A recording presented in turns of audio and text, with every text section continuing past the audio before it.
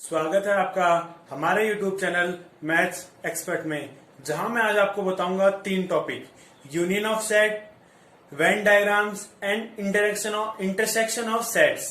यानी union of set क्या होता है, वेन डायग्राम कैसे बनते हैं, उनको डिनोट कैसे करा जाता है, और इंटरसेक्शन ऑफ सेट क्या होता है। अगर आपको ये समझने में कुछ परेशानी हो तो आप मेरी वीडियो को जरूर एंड तक जरूर देखिएगा, और अगर वीडियो अच्छी लगे तो लाइक कीजिए। और अगर आपका कोई डाउट रह जाता है तो आप मुझे कमेंट कीजिए। अगर सवाल है आपका कुछ कोई क्वेश्चन है तो आप मुझे कमेंट में कमेंट करिए और मेरे चैनल को सब्सक्राइब कीजिए।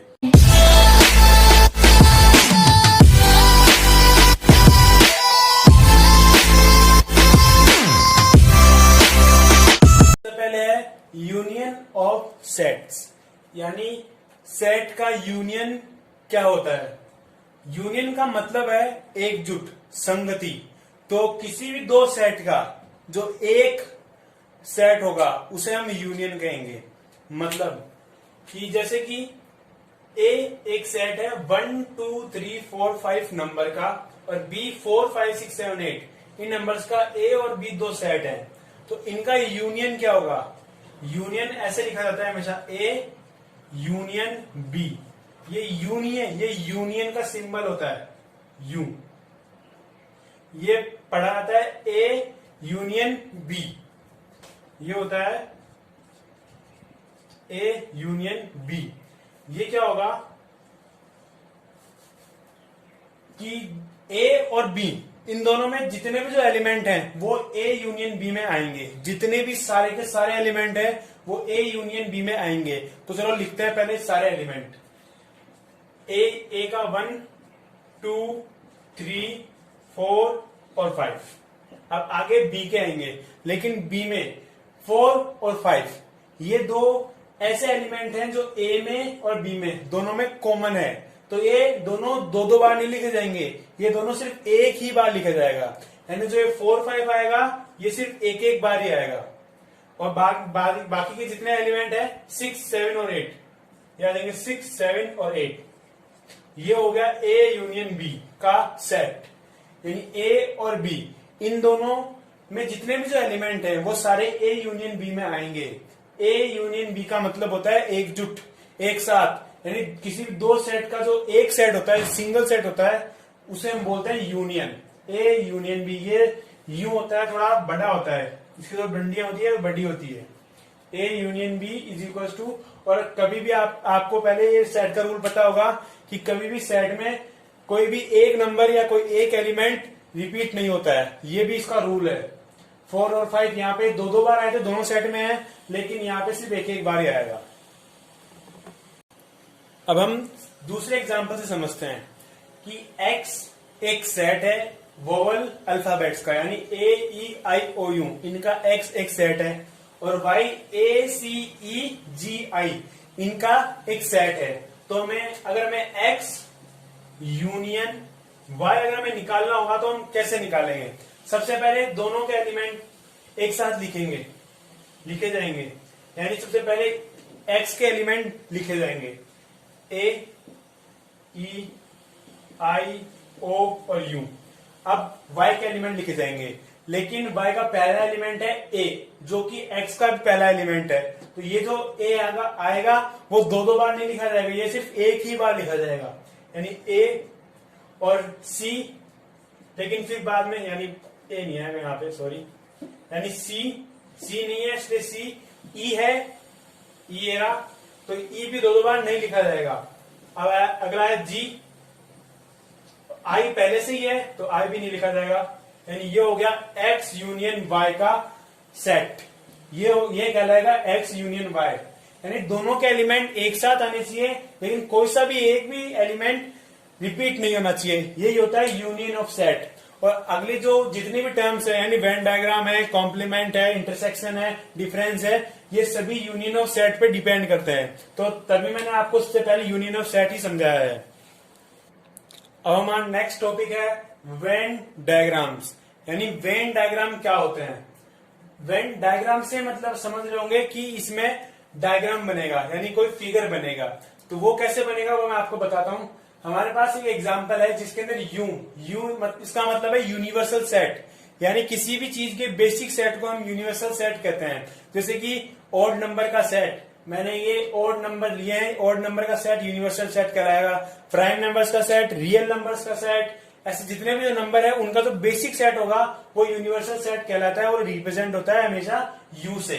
तो यू एक यूनिवर्सल सेट है ऑड नंबर्स का, बिलो 15 यानी 13 तक, 1 से लेकर 13 तक का जो जितने भी जो ऑड नंबर आते हैं उनका यूनिवर्सल सेट है ये। और ए और बी इसके दोनों का सबसेट है, ए और बी यूनिवर्सल सेट के सबसेट है, यानी ए के जितने भी एलिमेंट है वो यू में है और बी के जितने भी एलिमेंट है वो यू में है। तो हमें सबसे पहले ए और बी वेन डायग्राम बनाने के लिए हमें सबसे पहले ए और बी का यूनियन निकालना पड़ेगा। मैंने आपको पहले बताया कि यूनियन कैसे निकालते हैं,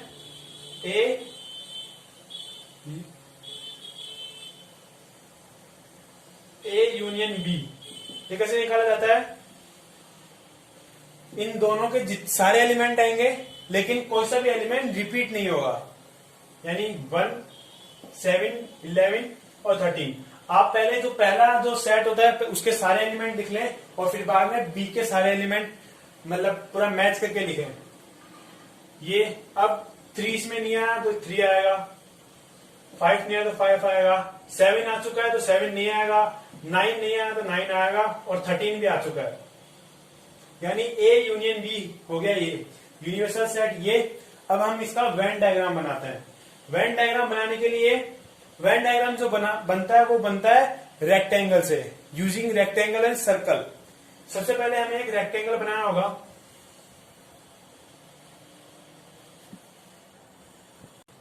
तो मैंने यहां पर एक रेक्टेंगल बना लिया है।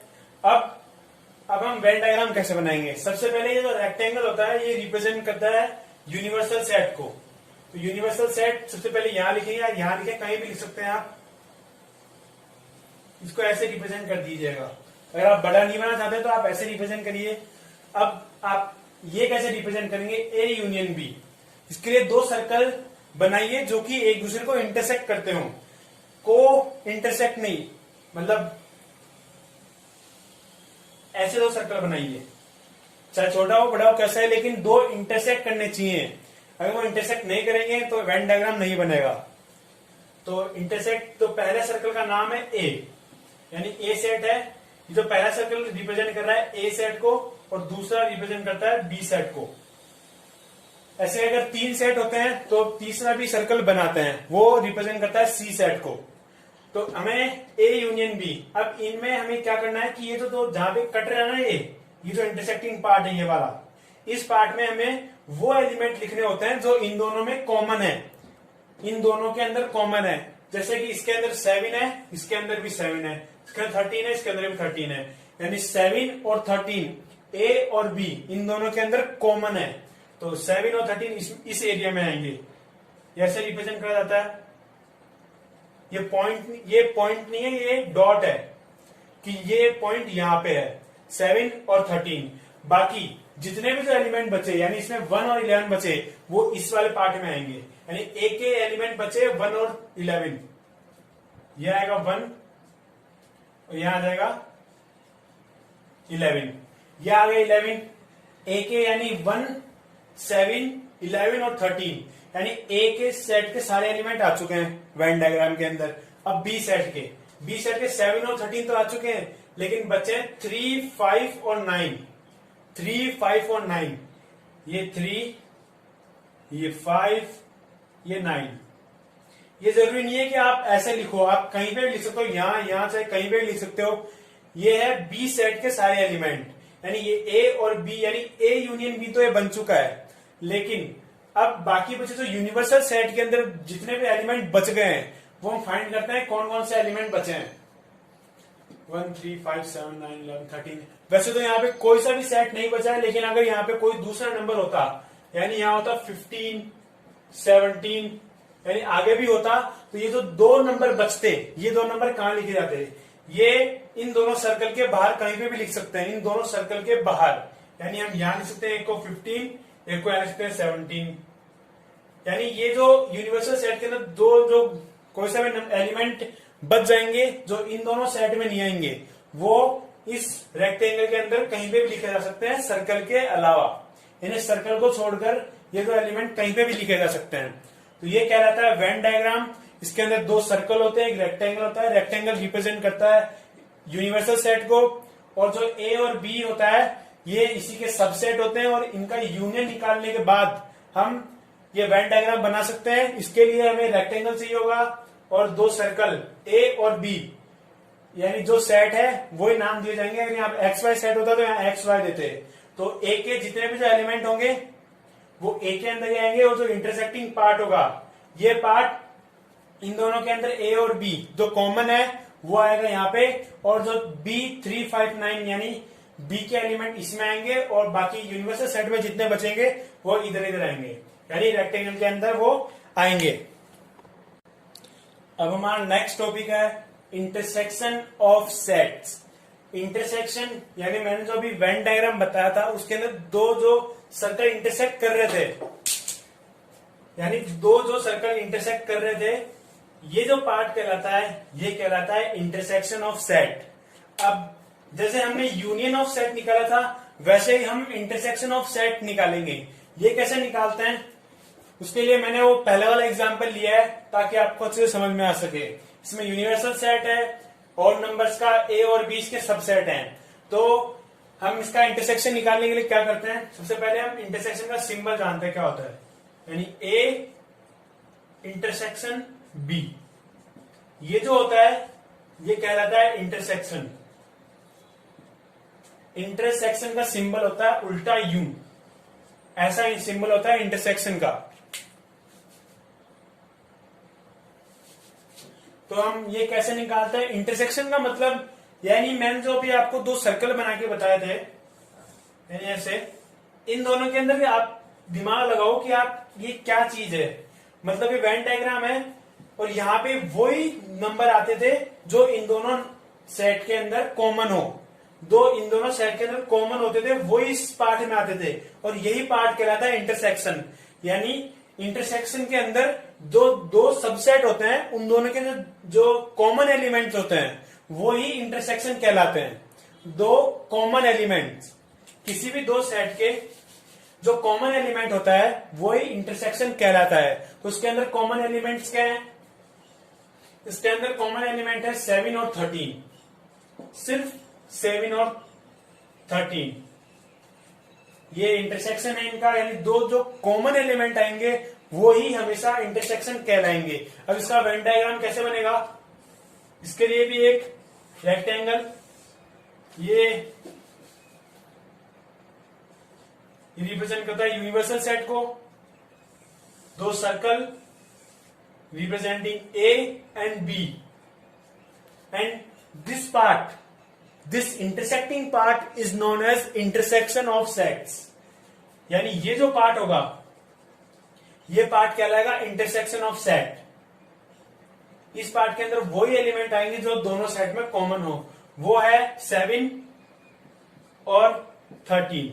बाकी का जो ये आएगा, यानी बाकी का जो वेन डायग्राम मैंने जैसे पहले बनाया था, यानी इसके जितने एलिमेंट थे, इसके जितने एलिमेंट थे, बाहर जितने थे, वो एलिमेंट वैसा का वैसा इसमें बनेगा। लेकिन इसमें बस ये बात होगी कि उसके अंदर जो शेडेड पार्ट होगा वो होगा ये, यानी यूनियन ऑफ सेट के अंदर जो शेडेड पार्ट होता है वो ये होता है, लेकिन इसके अंदर जो होगा वो होगा ये इंटरसेक्टिंग पार्ट होगा, यही होगा शेडेड पार्ट, यानी यही होगा इंटरसेक्शन ऑफ सेट। अगर हमें अगर हमें कोई यूनिवर्सल सेट देते और दो सबसेट दे दे, अगर हमें बोले कि आप इसका इंटरसेक्शन बताओ तो हम ऐसे बताएंगे, यानी ये जो दो ये इंटरसेक्टिंग पार्ट है, इसी इंटरसेक्टिंग पार्ट को हम इंटरसेक्शन ऑफ सेट्स कहते हैं, और इसमें वो एलिमेंट आता है जो दोनों सेट में कॉमन हो।